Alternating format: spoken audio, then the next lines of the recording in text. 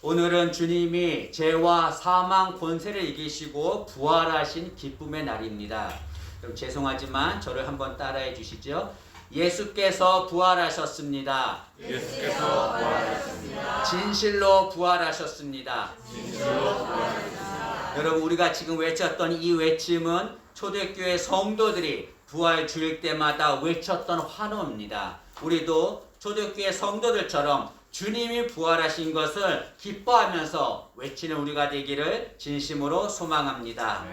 오늘 우리가 읽은 본문은 막달라 마리아가 부활하신 주님을 만난 일을 말씀하고 있습니다. 오늘 11절에 보면 막달라 마리아가 무덤 밖에서 울고 있었습니다. 여기서 운다는 것은 흐느껴 우는 것이 아니라 대성통곡하면서 우는 것을 말합니다. 막달라 마리아는 왜 무덤 밖에서 대성통곡하면서 울고 있었습니까? 그것은 누군가가 예수님의 시신을 훔쳐갔다고 생각했기 때문에 그렇습니다. 여러분, 예수님께서 인류의 죄를 위하여 십자가에 달려 돌아가셨습니다. 그리고 그 시신이 무덤에 묻히셨습니다. 막달라 마리아는 그 예수님의 시신의 향을 바르려고 무덤으로 향했습니다. 그런데 웬일입니까? 무덤에 돌이 옮겨져 있었습니다. 그리고 무덤 안에 보니까 예수님의 시신이 없는 거예요. 순간 막달라 마리아는 누군가가 예수님의 시신을 훔쳐갔다라고 생각했습니다. 그리고 너무나 마음 아파서 울고 있는 거죠. 그러나 여러분, 예수님의 시신이 없어진 것은 누가 훔쳐간 것이 아닙니다. 예수님의 시신이 왜 없어졌습니까? 예수님이 부활하셨기 때문에 시신이 없어진 거죠. 여러분, 예수님께서는 세상에 계실 때 내가 죽은 후에 3일 만에 다시 부활할 것이다 라고 여러 번 말씀하셨습니다. 그러나 막달라 마리아도 그 예수님의 말씀을 들었으면서도 그 예수님의 말씀을 신뢰하지 않았습니다. 그래서 예수님이 부활하셔서 그 시신이 없어졌는데도 누군가 예수님의 시신을 훔쳐갔다라고 생각하고 울고 있는 거죠. 여러분, 이것은 막달라 마리아뿐 아니라 제자들도 마찬가지였습니다. 제자들도 예수님께서 죽은 후 3일 후에 부활한다라고 하는 말씀을 여러 번 들었습니다. 그러나 그들도 예수님의 말씀을 신뢰하지 않았습니다. 그래서 시신이 없자 그들은 집으로 돌아가고 말았습니다. 우리 읽지 않았지만 20장 9절과 10절 말씀을 한번 보시지요. 9절과 10절 보시면 그들은 성경에 그가 죽은 자 가운데서 다시 살아나야 하리라 하신 말씀을 아직 알지 못하더라. 이에 두 제자가 자기들의 집으로 돌아가니라. 예수님의 무덤에 갔는데 두 제자가 예수님의 시신이 없었어요. 그러면 예수님 말씀하신 대로 부활하셨구나 라고 생각해야 되는데 그들은 그렇게 생각하지 않았습니다. 예수님의 말씀을 신뢰하지 않았어요. 그러다 보니까 예수님의 시신이 없자 그냥 집으로 돌아가고 말았습니다. 그러면 여러분, 왜 막달라 마리아는 예수님이 부활할 것이라고 하는 그 말씀을 신뢰하지 않았습니까? 그 이유가 무엇인가요? 그것은 고정관념에 사로잡혀 있기 때문에 그렇습니다. 여러분, 고정관념에 사로잡혀 있으면 아무리 말씀이 들려도 그 말씀을 받아들이질 못합니다. 그 말씀을 신뢰하지 못하는 거죠. 이런 막달라 마리아는 죽은 자는 살아나지 못한다고 하는 고정관념에 사로잡혀 있었습니다. 이것은 온 인류가 갖는 고정관념이에요. 그 고정관념에 사로잡히자 예수님이 부활하신다는 말씀을 하셔도 그 말씀을 신뢰할 수 없는 거죠. 여러분, 고정관념에 사로잡히면 예수님이 부활해도 그 예수님을 믿지 않습니다. 부활하셨는데도 그걸 믿질 않아요. 여러분, 막달라 마리아가 뒤를 돌아보니까 거기에 예수님이 계셨습니다. 그런데 여러분, 막달라 마리아는 뒤를 돌아봐서 예수님의 얼굴을 봤습니다. 예수님의 얼굴을 봤는데도 예수님인지를 알지를 못합니다. 오늘 14절 말씀을 한번 보시죠. 14절 보시면 이 말을 하고 뒤로 돌이켜 예수께서 서 계신 것을 보았으나 예수이신 줄을 알지 못하더라. 여러분, 예수님이 뒤에 계셔서 예수님 얼굴을 봤는데 예수님의 얼굴을 알지를 못하는 겁니다. 오히려 이 막달라 마리아는 예수님을 동산지기로 알고 그 동산지기가 예수님의 시신을 딴 곳으로 옮긴 것이라 생각했습니다. 그래서 예수님의 시신이 있는 곳을 알려달라라고 말합니다. 여러분, 그런데 막달라 마리아는 예수님의 얼굴을 잘 아는 여인이었습니다. 누구보다도 예수님의 얼굴을 잘 아는 여인이었습니다. 막달라 마리아는 어떤 여인입니까? 어떤 사람은 막달라 마리아는 뭐 창녀였다, 또는 예수님의 발에 향유를 부은 여자다라고 말하는데 그것은 오해입니다. 그래서 여러분, 우리 찬송가 211장에 보면 값비싼 향유를 주께 드린 막달라 마리아 본받아서라고 하는 가사가 나옵니다. 잘못된 거예요. 막달라 마리아는 예수님의 발에 향유를 부은 적이 없습니다. 이건 잘못된 거죠.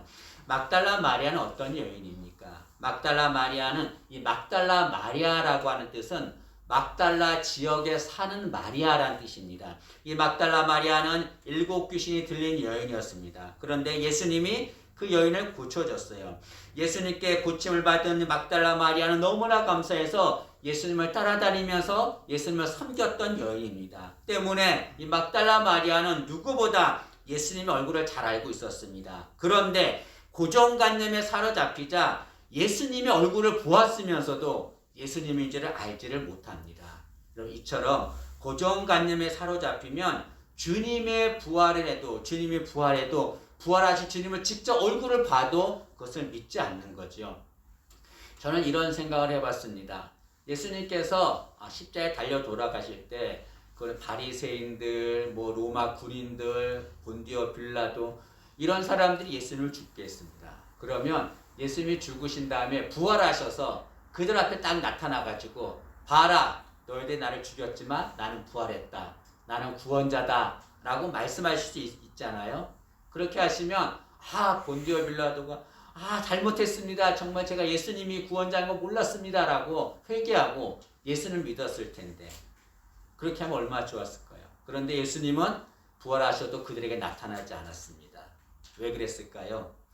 그들은 고정관념에 사로잡혀 있기 때문에 그렇습니다. 고정관념에 사로잡혀 있으면 예수님이 부활해도 그들 앞에 나타나도 그들은 예수님을 믿지 않습니다. 여러분, 이처럼 고정관념은 너무나 무서운 겁니다. 세상 많은 사람들은 고정관념에 사로잡혀 있어요. 죽은 자는 절대로 살아나지 못한다 라고 하는 고정관념에 사로잡혀 있기 때문에 아무리 예수님이 말씀하셔도, 말씀이 들려도 그 말씀을 신뢰하지 않습니다. 여러분, 고정관념에 사로잡힌 것은 마치 무덤 안에 갇힌 것과 똑같습니다. 여러분, 막달라 마리아는 예수님을 찾기 위해서 무덤 안을 들여다봤습니다. 11절 말씀을 한번 보시죠. 11절 보시면, 마리아는 무덤 밖에 서서 울고 있더니 울면서 구부려 무덤 안을 들여다보니, 막달라 마리아는 무덤 안만을 바라봤어요. 그래서 무덤 안에서만 예수님을 찾으려고 했습니다. 이것은 무덤 안에 사로잡혔다는 것을 말하는 거죠. 무덤 안에 갇혔다는 것을 말합니다. 여러분, 고정관념은 무덤 안에 갇힌 것과 똑같습니다. 자기의 생각으로 예수님을 찾으려고 하고 있습니다. 절대로 예수님 만날 수 없습니다. 부활의 주님을 만나려면 어떻게 됩니까? 그 고정관념에서 나와야 합니다. 무덤에서 나와야 합니다. 막달라 마리아가 부활하신 예수를 만났습니다. 어디에서 만났습니까? 무덤 안에서 만났습니까? 아니요. 무덤 밖에서 예수를 만났습니다. 그래서 무엇을 말합니까? 부활하신 주님을 만나려면 나의 고정관념으로는 만날 수 없다는 거예요. 거기서 나와야 돼요. 그리고 예수님의 말씀 안에 거해야 됩니다. 그럴 때 우리가 부활하신 주님을 만나게 될 줄로 믿습니다. 여러분, 우리는 우리의 신앙을 점검해야 합니다. 나는 지금 어디에 사로잡혀 있는가? 나는 고정관념에 사로잡혀 있는가? 아니면 하나님 말씀에 사로잡혀 있는가? 여러분, 하나님 말씀을 신뢰하십시오. 그리고 그 말씀에 사로잡힌 자가 되기를 진심으로 소망합니다. 그럴 때 부활하신 주님을 만날 수 있습니다. 이런 막달라 마리아가 예수님의 얼굴을 봐도 예수님을 알아보지 못하자 예수님이 직접 마리아의 이름을 불러줍니다. 16절 말씀을 보시죠. 16절 보시면, 예수께서 마리아야 하시거늘 이라고 말합니다. 여러분, 예수님께서 막달라 마리아의 이름을 불러요. 마리아야 라고. 얼마나 다정스러웠겠습니까? 막달라 마리아는 그제서야 예수님의 음성을 듣고서 그때야 예수님인 것을 알아봅니다. 여러분, 지금 막달라 마리아는 절망에 빠져 있습니다. 예수님이 죽으셨구나, 누가 시체를 훔쳐갔구나, 절망에 빠져 있습니다. 그 절망에 빠져 있을 때 부활하신 예수님의 음성을 듣자 절망이 사라집니다. 그리고 그에게 기쁨이 충만하게 됩니다.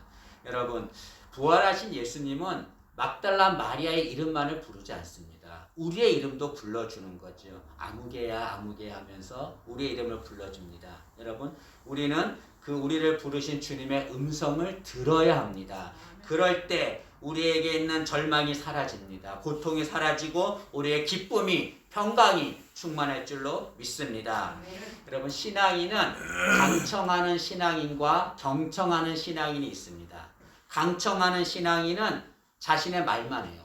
예수님 이거 해주세요, 저거 해주세요. 자신의 말만 계속 큰 소리로 얘기합니다. 경청하는 신앙인은 예수님의 말씀을 듣는 겁니다. 어떤 신앙인이 되어야 합니까? 경청하는 신앙이 되어야 돼요. 예수님이 우리의 이름을 부를 때 예수님의 음성을 들어야 합니다. 예수님의 음성을 들을 때 그때 우리에게 있는 모든 절망은 사라지고 기쁨이 충만하게 될 줄로 믿습니다. 막달라 마리아는 예수를 만났습니다. 너무나 기뻤습니다. 막달라 마리아는 정말 진심으로 주님을 사랑했습니다. 그래서 여자의 몸으로 무덤까지 간 거죠. 정말 예수님을 너무나 사랑해서 간 겁니다. 그런데 그 예수님이 죽은 줄 알았는데 살아나신 거예요. 너무나 기뻐서 막달라 마리아는 예수님을 붙듭니다. 그런데 웬일입니까? 예수님이 매정하게 막달라 마리아한테 나를 붙들지 말라라고 말씀합니다. 17절 말씀을 한번 보시죠. 17절 보시면 예수께서 이르시되 나를 붙들지 말라라고 말합니다. 여러분, 너무 예수님 매정하지 않아요? 막달라 마리아가 정말 예수님 사랑해서 그렇게 무서움 이기고 예수님 앞에 왔는데, 그래서 예수님 정말 너무 기뻐서 붙들었는데 나를 붙들지 말라라고 매정하게 말합니다. 여러분, 예수님은 왜 이렇게 매정하게 막달라 마리아한테 나를 붙들지 말라라고 말씀하셨습니까? 그것은 예수님을 붙드는 것보다 중요한 것이 있기 때문에 그렇습니다. 그것이 무엇입니까? 주님이 부활한 것을 전하는 것입니다. 예수님께서는 부활하신 주님을 전하기 위해서 지금 네가 나를 붙들고 있을 때가 아니라는 거죠. 네가 할 일은 나가서 내가 부활한 것을 전하라는 겁니다. 여러분, 주님을 붙드는 것보다 더 중요한 것은 그 부활하신 주님을 전하는 것입니다.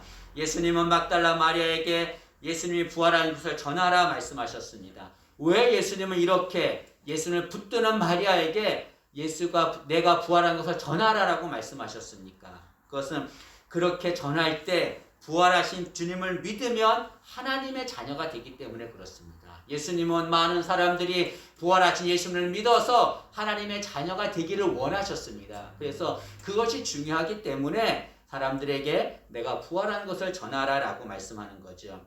여러분, 17절 말씀을 한번 보시죠. 17절 말씀 보시면 다시 읽겠습니다. 예수께서 이르시되 나를 붙들지 말라. 내가 아직 아버지께로 올라가지 아니하였노라. 너는 내 형제들에게 가서 이르되, 가서 예수님 부활한 걸 전하라는 거죠. 왜 전하라고 하냐면, 여러분 볼펜 있으면 그 다음에 줄을 그십시오. 내가 내 아버지 곧 너희 아버지, 내 하나님 곧 너희 하나님께로 올라간다 하라. 예수님 뭐라고 말씀하셨냐면, 내 아버지 곧 너희 아버지, 내 하나님 곧 너희 하나님이라고 말합니다. 다시 말하면 하나님은 예수님의 아버지예요. 근데 예수님 말씀하시기를 하나님이 나의 아버지뿐 아니라 너의 아버지도 된다라고 말합니다. 어떨 때 그런 역사가 일어납니까? 부활의 주님을 믿을 때 그렇게 역사가 일어나는 거죠. 하나님이 우리 아버지가 된다는 것은 무엇을 말합니까? 우리가 하나님의 자녀가 된다는 것을 말하는 거죠. 예수님은 그것을 사람들이 알기를 원하는 겁니다. 여러분, 인류는 죄로 인해서 범죄한 자들이었습니다. 죄로 인해서 사탄의 노예가 되었습니다. 사람들은 사탄의 노예에서 하나님의 자녀가 되어야 됩니다. 그런데 인간의 능력으로는 사탄의 노예에서 하나님의 자녀가 될 수 없습니다. 방법은 다 하나밖에 없는 거예요. 그것이 무엇입니까?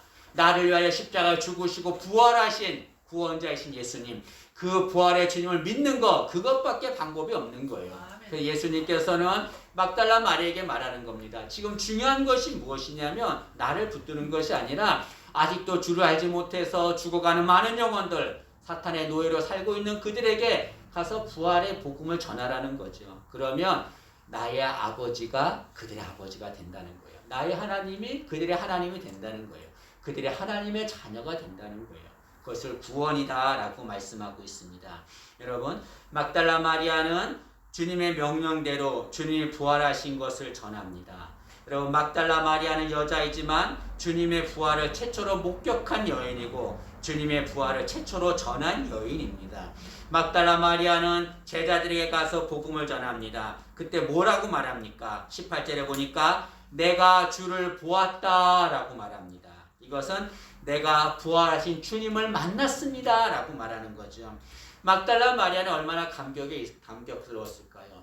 주님이 죽으신 줄 알았는데 부활하셨어요. 그리고 그 부활하신 주님을 만나면 하나님의 자녀가 된다. 그 사실이 너무나 감격스러워서 막달라 마리아는 크게 외쳤을 것입니다. 내가 주를 보았습니다. 내가 부활하신 주님 만났습니다. 그 주님 믿어야 합니다. 그러면 하나님의 자녀가 됩니다 라고 외쳤을 것입니다. 여러분, 우리도 부활하신 주님을 만난 자들입니다. 때문에 우리도 막달라 마리아처럼 내가 주를 보았습니다. 내가 주를 보았다라고 부활의 주님을 전하는 자가 되어야 될 줄로 믿습니다. 여러분, 아직도 부활하신 주님을 붙들고 있습니까? 그 주님만을 붙들며 주님과 함께하기만을 원하고 있습니까? 아닙니다. 우리는 부활하신 주님을 붙들고만 있어서는 안 되는 거죠. 나가서 그 부활하신 주님을 전해야 합니다. 하루는 예수님께서 베드로, 야고보, 요한 제자들을 데리고 한 산에 올라가셨습니다. 그런데 거기에서 예수님께서 영광스럽게 변화되셨습니다. 그리고 모세와 엘리야와 함께 대화를 나누는 거예요. 그 모습을 보고 베드로가 너무나 영광스러운 거예요. 그 모습이. 예수님께 제안을 합니다. 예수님, 이곳에 초막셋을 짓고서 우리 함께 삽시다. 저 아래로 내려가지 말고 이곳에서 함께 삽시다 라고 제안을 합니다. 베드로는 예수님을 붙들며 살고 싶었던 겁니다. 예수님은 어떻게 하셨습니까? 베드로의 제안을 거절합니다. 그리고 산으로 내려오십니다. 왜 그렇습니까? 베드로가 해야 할 일은 예수님을 붙드는 것이 아니라 산에 내려와서 예수님을 전하는 것이 예수님의 뜻이었기 때문에 그렇습니다. 여러분, 우리는 지금 예수님을 붙들고 있을 때가 아니에요. 부활하신 주님, 그 주님을 전해야 합니다. 많은 사람들에게 내가 주를 보았다라고 전해야 합니다. 그들이 주님을 믿어서 하나님의 자녀가 될 것입니다. 말씀을 마치겠습니다. 주님은 영광스럽게 변화되셨습니다. 그래서 우리의 구원자가 되셨습니다. 우리는 막달라 마리아처럼 그 부활하신 주님을 전해야 합니다. 내가 주를 보았습니다. 그렇게 전하는 우리가 되기를 진심으로 소망합니다.